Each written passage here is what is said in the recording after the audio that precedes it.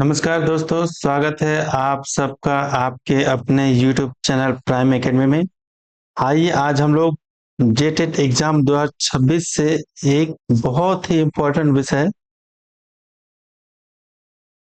खोटा का टॉपिक लेके पढ़ते हैं। और आज ये इस खोटा विषय का पहला ही क्लास है। और इस क्लास में आज हम लोग झारखंड की एक प्रमुख सदानी भाषा का विस्तृत अध्ययन, ये जो बुक है,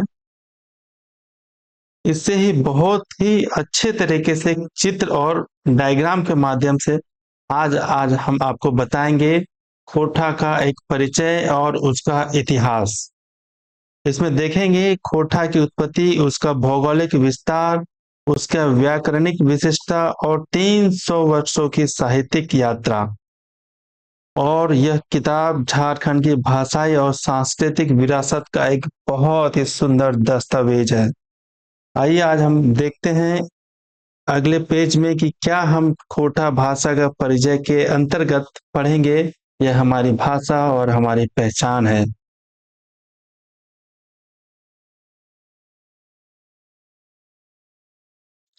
अगर आपको इसका पीडीएफ चाहिए तो आप हमारे नंबर पे व्हाट्सएप करके फ्री में इसका पीडीएफ ले सकते हैं। चलिए देखते हैं, कुछ बेसिक चीजों के साथ शुरुआत करते हैं खोटा की।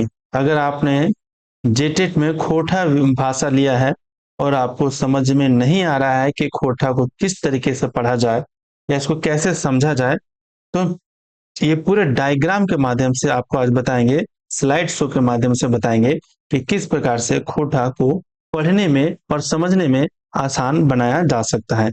देखिए, हमारा जो सबसे ऊपर टॉपिक ही है झारखंड का बहुसांस्कृतिक और भाषाई ताना बाना, जिसके तहत दो चीजें दी गई हैं। अभी बात हो रही है झारखंड की। झारखंड में पहले भाषा की बात करते हैं और भाषा के अंतर्गत खोटा की बात करेंगे। तो सबसे पहले देखते हैं कि प्रजातियां कौन कौन सी है और वो प्रजातियां कौन कौन सी भाषा बोलती हैं। तो तीन तरह के भारत में प्रजातियां पाई जाती हैं। पहला प्रजाति है प्रोटो ऑक्टोलाइड, जिसको प्रोटो ऑस्ट्रेलियाड भी कहा जाता है। दूसरा द्रविड़ है और तीसरा आर्य है। देखते हैं कि पहले में कौन आस्टिक जो होता है, इसमें इसको आग्नेय या मुंडा प्रजाति भी कहते हैं। ये मुंडा और या आग्नेय परिवार से आते हैं, जिसमें मुंडारी, संथाली हो और खड़िया भाषाएं बोली जाती हैं। दूसरे नंबर पे आते हैं द्रविड़। द्रविड़ में मुख्य भाषाएं जो हैं ये द्रविड़ परिवार से हैं और ये कुड़ुक या फिर उरांव, ये भाषाएं बोली, उरांव जनजाति द्वारा कुड़ुक भाषाएं बोली जाती हैं। माल्टो पहले थोड़ा बहुत था, अब माल्टो लगभग ना के बराबर है। तो इसकी एक बहुत ही ज्यादा विशिष्टता नहीं है। और तीसरे नंबर पे आता है आर्य, जिसमें हमारा खोटा आता है भारतीय आर्य भाषा के अंतर्गत, और इसे सदानी भाषा भी कहा जाता है। इसका क्या इम्पोर्टेंट है, तो एक महत्वपूर्ण तथ्य यह है कि जो कुड़ुक भाषा है, द्रविड़ परिवार का जो कुड़ुक भाषा है, खोटा भाषा के शब्दकोश पे सबसे गहरा प्रभाव कुड़ुक यानी उरांव भाषा का है, जो इन अलग अलग परिवारों के बीच सदियों से सह अस्तित्व को दर्शाता है। बहुत ज्यादा इसमें कुछ नहीं है, बस आपको ध्यान देना है इस डायग्राम की, ये चार्ट, इस पेपर के माध्यम से, इस स्लाइड के माध्यम से, कि सीधा सीधा देखते हैं कि प्रोटो ऑक्टोलाइट में कौन सी भाषाएं बोली जाती हैं, द्रविड़ प्रजाति से कौन सी भाषा बोली जाती है और आर्य से। हम अभी इसके बाद अगले स्लाइड में खोटा पे आएंगे। लेकिन सबसे इंपॉर्टेंट है कि आर्य जो लोग हैं वो सदानी बोलते हैं। सदानी में कौन कौन सी भाषाएं बोलते हैं वो हम लोग देखेंगे। नेक्स्ट स्लाइड देखते हैं इसका। देखिए, सदान समुदाय और जनजातियों के बीच का भाषाई सेतु किसे कहते हैं, और ये है आपका खोटा। मेनली देखिए, बार बार हम खोटा पे प्रेशर बना रहे हैं, लेकिन चार चीजें, खोटा, कुरमाली, नागपुरी और पंच परगनिया, यह पांच हो गया, यह पंच परगनिया होगा। तो जो सदान जो है वो भी मूलवासी हैं और जनजातीय समुदाय तो है ही मूल निवासी। तो सदानी भाषाएं सदियों से इन दोनों, जो सदान है और जो गैर सदान है यानी जनजातीय लोग हैं या फिर जो गैर जनजाति हैं, इनके बीच इनके बीच समुदाय को जोड़ने का काम करती है ये चार भाषाएं, और जिसमें से सबसे ज्यादा कोठा भाषा करती है। चलिए, इसके बाद देखते हैं कि कोठा कहाँ कहाँ बोला जाता है झारखंड में। तो 31,000 वर्ग मील में फैला कोठा का एक विशाल भौगोलिक विस्तार है। झारखंड में तीन प्रमंडल बोला जाता है। उत्तरी छोटा नागपुर, जो ये क्षेत्र है आपका,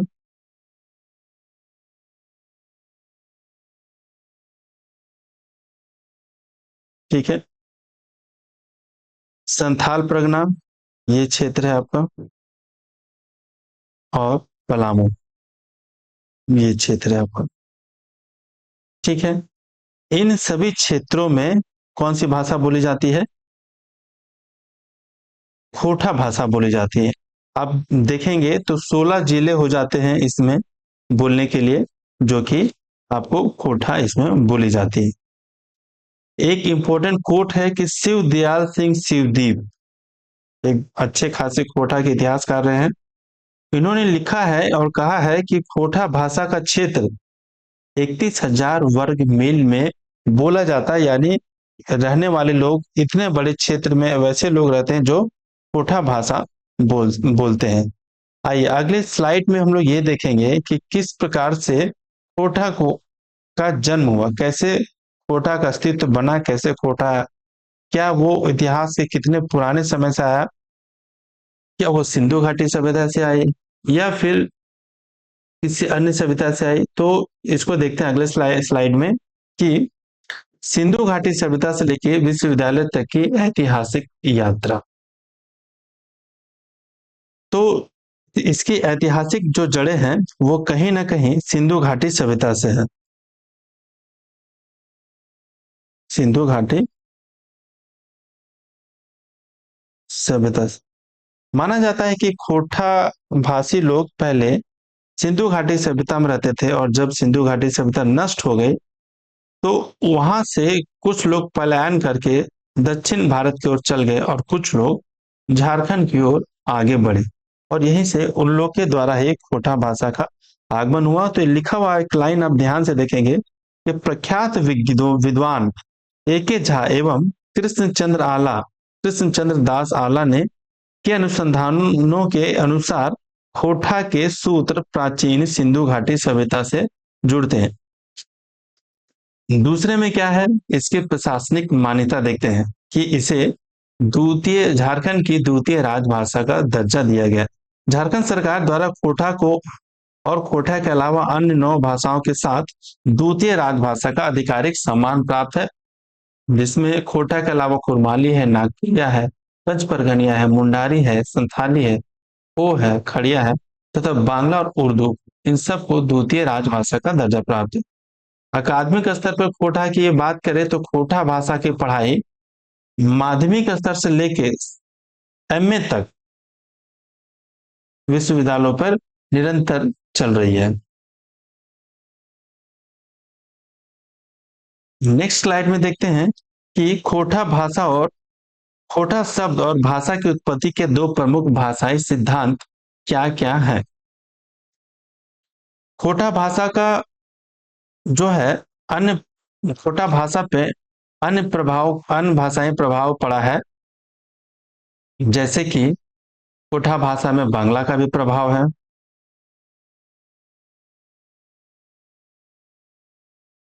कुड़ुक का भी प्रभाव है, हिंदी का भी प्रभाव है और मुंडारी का भी प्रभाव। चलिए इस स्लाइड में देखते हैं कि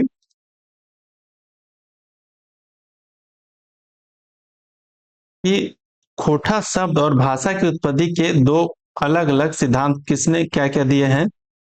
कि एके झा और कृष्णचंद्र दास आला जी ने माना है कि कोठा खरोष्टी सिद्धांत से बनी है। कोठा जो है वो खरोष्टी सिद्धांत से बनी है।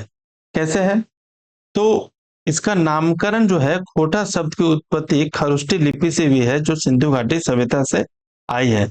और इसका प्रथम प्राकृतिक है कि प्राकृतिक घटनाओं की ध्वनि के अनुसार से निर्मित प्रथम प्राकृतिक से इस भाषा का विकास हुआ है। ये के झा कृष्णचंद्र दास आला जी का मानना है। ध्वनि के स्तर पर प्राचीन पाली भाषा के साथ सर्वाधिक समानता कोठा की मानी जाती है। दूसरा सिद्धांत क्या है? अपभ्रंश सिद्धांत, यानी कि अधिकांश आधुनिक भाषाविदों का स्पष्ट मत है कि खोटा का विकास मागधी प्राकृतिक अपभ्रंश से हुआ, यानी धीरे धीरे परिवर्तन होते हुए खोटा भाषा का आगमन हुआ। चलिए अगला क्वेश्चन देखते हैं, अगला स्लाइड देखते हैं, सॉरी अगला स्लाइड देखते हैं। झारखंड की स्वदेशी लिपियां और खोटा का देवनागरीकरण। तो संथाली की एक लिपि है, ओलची की लिपि, संथाली इसी भाषा में लिखी जाती है। कुड़ुक जो भाषा है वह तोलोंग सिकी भाषा में लिपि में लिखी जाती है। वो जो भाषा है वह वारंगचीती भाषा में लिखी जाती है, वारंगचीती लिपि में लिखी जाती है। लेकिन खोटा, खोटा की पहले एक अपनी लिपि हुआ करती थी, खोटा लिपि, लेकिन वह व्यवहारिक रूप से अब खत्म हो गया। तो लिखा हुआ है कि वर्तमान में क्या स्थिति है कि मौलिक खोटा लिपि का प्रयोग अब व्यवहारिक रूप से समाप्त हो चुका है। आधुनिक युग में खोटा साहित्य और पठन पाठन का मुख्य रूप क्या है? देव नागरी में ही किया जाता है। आगे देखते हैं कि खोटा पर सीमावर्ती और सह अस्तित्व वाली भाषाओं का प्रभाव। इस प्रकार से झारखंड कई सारे राज्यों के साथ अपनी सीमा साझा करता है। तो अलग अलग क्षेत्रों में खोटा के अलग अलग भाषाई प्रभाव पड़ जाते हैं। जैसे है कि कुड़ुक, तो सर्वाधिक प्रभाव कुड़ का पड़ता है खोटा पे, क्योंकि शब्द स्तर पर सबसे अधिक समावेशन इसका कुड़ का ही है खोटा पे। मगही और भोजपुरी, पश्चिमी और उत्तरी क्षेत्रों में इसका काफी प्रभाव पड़ता है, मगही और भोजपुरी का। संथाली और मुंडारी का जनजातीय अस्तित्व के कारण शब्दावली में मिश्रण हो जाता है। बंगला का पूर्वी क्षेत्र में, जो बंगाल वाला क्षेत्र में, उन क्षेत्रों में स्वर ध्वनि में का गहरा प्रभाव पड़ता है खोटा भाषा पे। और मैथिली और अंगिका का संथाल संथाल परगना वाले इलाकों में इसका स्पष्ट प्रभाव देखा जा सकता है। आगे देखते हैं कि भौगोलिक और भाषाई आधार पर खोटा के 6 क्षेत्रीय रूप। ये हर बार एग्जाम में इससे प्रश्न पूछा जाता है। पहले शुरू करते हैं पहले से सिखरिया से। सिखरिया जो पूर्वी सीमा में बोली जाती, झारखंड के पूर्वी सीमा में, जिसमें कौन कौन से आ जाएंगे? जो बंगाल क्षेत्र से लगता है, बंगाल राज्य के क्षेत्र से लगता है, जैसे कि चास, चंदन क्यारी, बोकारो, जैनामोड़, ये सब इस जगह पे सिखरिया कोठा बोली जाती है। चलिए आते हैं अब गोलवारी में। गोलवारी जो है आपका, ये आपको पेटरवार से लेके, एक मिनट इसको हटा दिया जाए। गोलवारी जो है वो आपका पेटरवार से लेके गोला प्रखंड,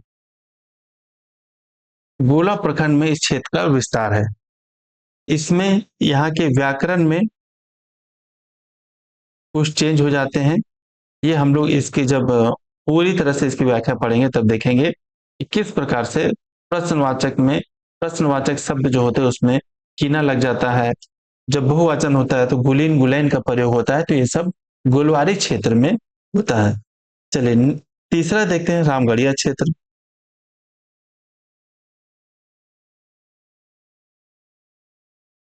रामगढ़िया क्षेत्र जो कि गोला और पतरातू में बोला जाता है।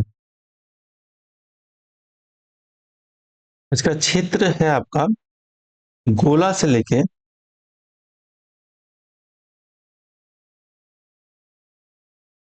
पतरातू तक, पतरातू पूरे प्रखंड प्रखंड तक, रामगढ़िया, गोला से लेके पतरातू तक। इसके बहुवचन बोधक में ऐन वैन का होता है। जैसे कि इसके पहले आपने देखा कि गोलवारी और पेटवार में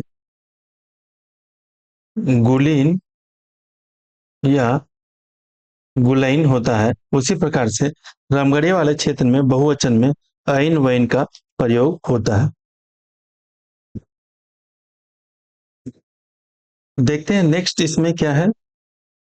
देशवाली या खेरवारी, जो कि पश्चिमी सीमा में बोली जाती है। खेरवारी, इसका नामकरण ही खेरवार खेरवार जनजाति के नाम पर खेरवारी बोला गया, बताया गया। अच्छा, इसमें आपको इसका विस्तार से दिया हुआ है अगले स्लाइड में। पूर्व और मध्य क्षेत्रों का क्षेत्रीय भेदों का तुलनात्मक विश्लेषण।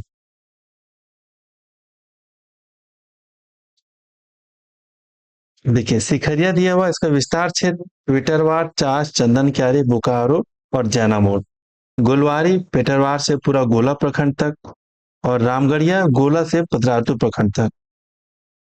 इसका भाषाई प्रभाव, सिखरिया में बंगला का भाषा प्रभाव पड़ता है, और उसके स्वर ध्वनि में आकार का प्रयोग होता है।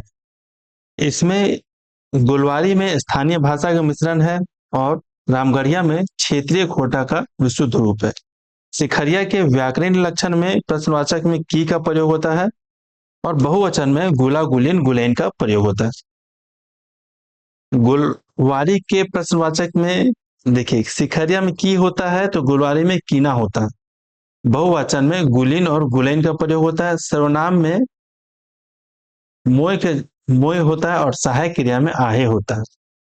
और रामगढ़िया में प्रश्नवाचक में का, आग का प्रयोग होता है। और रामगढ़िया देखिए, गोला से पतरातू प्रखंड तक, और इसमें बहुवचन के प्रत्यय में आइन और वाइन का प्रयोग होता है। ये तीन हो गया, सिखरिया, गोलवारी, रामगढ़िया। अगले स्लाइड में देखते हैं देशावली, पार नदिया और संथाल परगनिया। देशावली जिसको खेरवारी कहा जाता है, पार नदिया हजारबगिया कहा जाता है। तो देखते हैं पहले देशावली।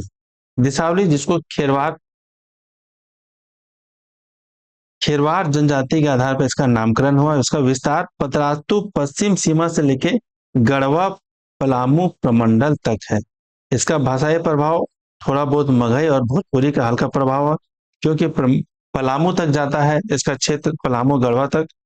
व्याकरणिक लक्षण क्या है, पश्चिमी सीमांत प्रभाव के कारण शब्दावली में थोड़ी बहुत भिन्नता है।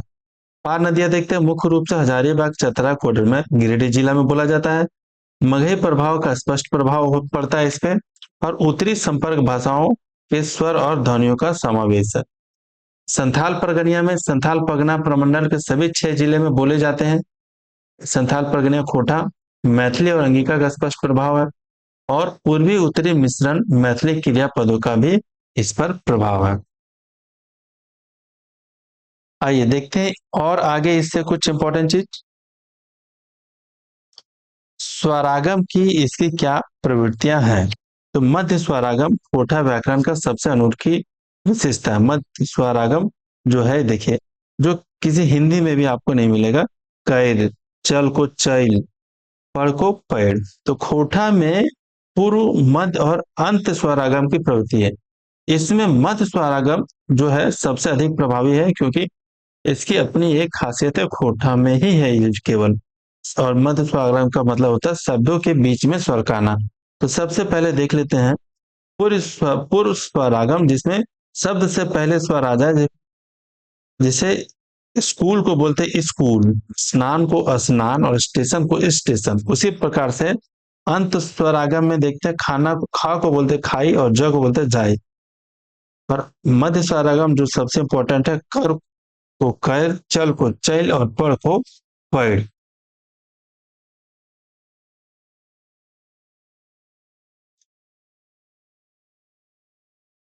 और इसके इतिहास देख लेते हैं कि 300 वर्षों की निरंतर और समृद्ध शिष्ट साहित्य परंपरा, ऐतिहासिक गहराई, कोटा शिष्ट साहित्य की परंपरा 1600 ईस्वी से अनवरत चली आ रही है। ठीक है, ये एक इंपॉर्टेंट चीज है। सॉरी, 1600 नहीं, ये होगा 1700। विधाओं की विविधता क्या है, इसमें तो कविता भी लिखी गई, महाकाव्य, नाटक, उपन्यास, यात्रा वृत्तांत, शब्द चित्र, और आत्मकथा जैसे सभी प्रमुख साहित्यिक विधाओं में उच्च कोटि की रचनाएं कोठा में हो चुकी हैं। प्रमुख साहित्य पत्रिकाएं जो हैं, वर्तमान में आधा दर्जन से अधिक साहित्यिक पत्रिकाएं कोठा में प्रकाशित हो रही हैं, जैसे कि तितकी, गुवाहाटी और इंजोर।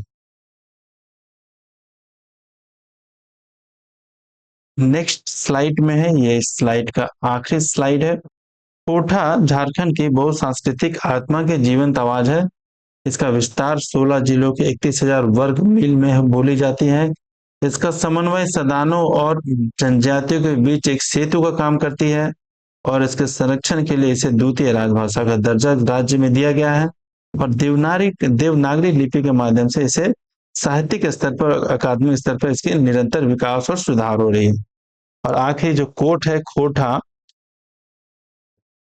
खोटा केवल संवाद का एक माध्यम नहीं बल्कि यह झारखंड के हजारों वर्ष के सह अस्तित्व और सांस्कृतिक ताने बाने का सबसे प्रमाणिक दस्तावेज है। खोटा का एक बेसिक सामान्य परिचय इस छोटे से वीडियो के माध्यम से आपको बताया गया।